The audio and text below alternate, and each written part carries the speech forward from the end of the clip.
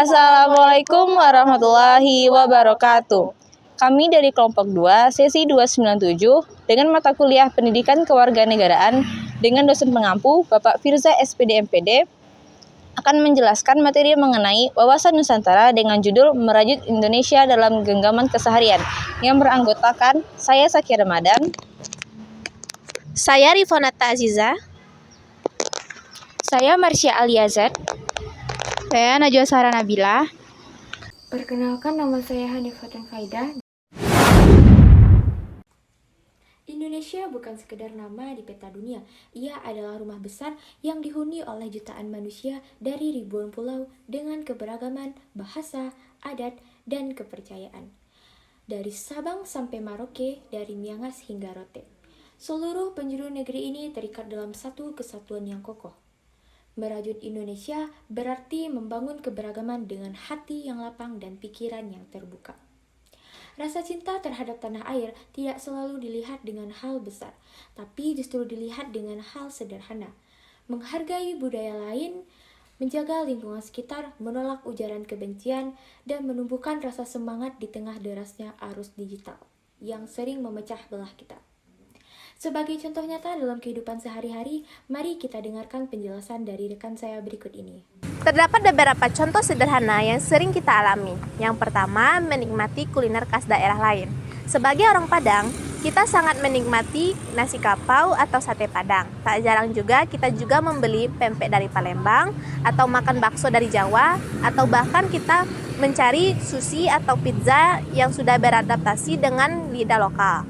Ini menunjukkan bahwa kita tidak terpaku pada satu budaya kuliner juga, tetapi melainkan terbuka dan menghargai kekayaan cita rasa dan dari berbagai daerah, baik di Indonesia maupun di dunia. Baik, contoh kedua yaitu menggunakan bahasa Indonesia dalam keseharian.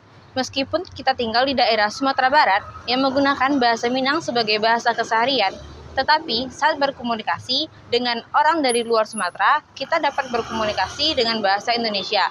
Sehingga dapat menjadikan bukti nyata bahwa bahasa Indonesia merupakan alat pemersatu bangsa dalam keseharian.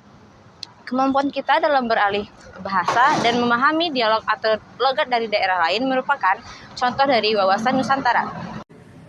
Selanjutnya yang ketiga, yaitu mengapresiasikan keragaman budaya di media sosial.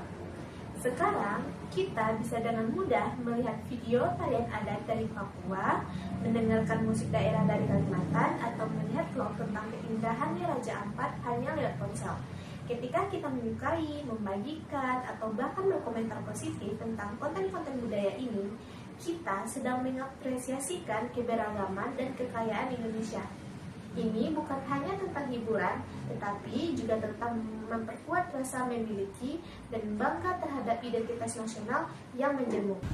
Yang keempat yaitu berempati terhadap peristiwa di daerah lain. Ketika kita terjadi bencana alam di Sulawesi, kebakaran hutan di Riau, atau kesulitan di wilayah lain di Indonesia, kita seringkali ikut merasa prihatin dan tergerak untuk membantu, baik itu melalui donasi, doa, atau sekedar berbagi informasi di media sosial. Rasa kepedulian ini muncul karena kita memahami bahwa kita adalah bagian dari satu kesatuan bangsa. Rasa senasib sepenanggungan ini adalah inti dari wawasan Nusantara.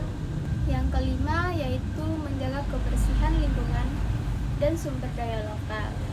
Saat di Padang, kita mungkin sering melihat keindahan pantai dan alam sekitarnya.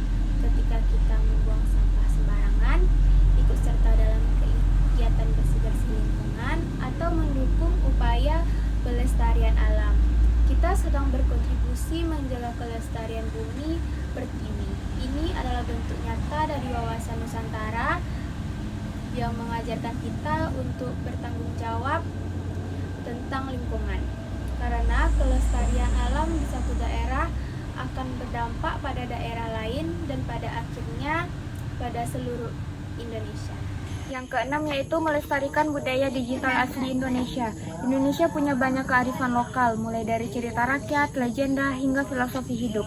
Wawasan Nusantara juga berarti kita aktif menciptakan atau mendukung konten digital yang melestarikan dan memperkenalkan kekayaan budaya ini kepada generasi muda. Misalnya membuat animasi dari cerita Malin Kundang, game edukasi tentang batik, atau aplikasi kamus bahasa daerah. Dengan begitu, teknologi menjadi jembatan untuk menjaga agar nilai-nilai luhur Nusantara tidak luntur di tengah gempuran budaya global. Lalu yang terakhir yaitu mengapresiasi keberagaman konten lokal. Pada konten YouTube atau akun Instagram yang Anda ikuti, apakah Anda juga mengikuti pembuatan konten dari daerah lain di Indonesia? Misalnya dari resep masakan khas Manado, tarian tradisional Bali, vlog tentang keindahan alam lokal, hingga kisah-kisah inspiratif dari anak Papua. Ketika kita mendukung, menyaksikan, dan membagikan konten-konten positif tentang budaya dan potensi daerah lain, kita sedang memupuk rasa bangga dan saling mengenal daerah-daerah lain. Ini adalah cara modern untuk berkeliling Indonesia dan merasakan kekayaan Nusantara di ujung jari. Karena sejatinya Indonesia bukan hanya milik masa lalu para pahlawan, tetapi milik kita hari ini yang merajutnya melalui kebersamaan, kepedulian, dan tindakan-tindakan sederhana di keseharian. Sudah saatnya kita sebagai warga negara Indonesia untuk mencintai Indonesia bukan hanya melalui kata, tetapi dapat juga melalui aksi nyata. Karena Indonesia yang kuat dapat dimulai dari kita yang saling menguatkan.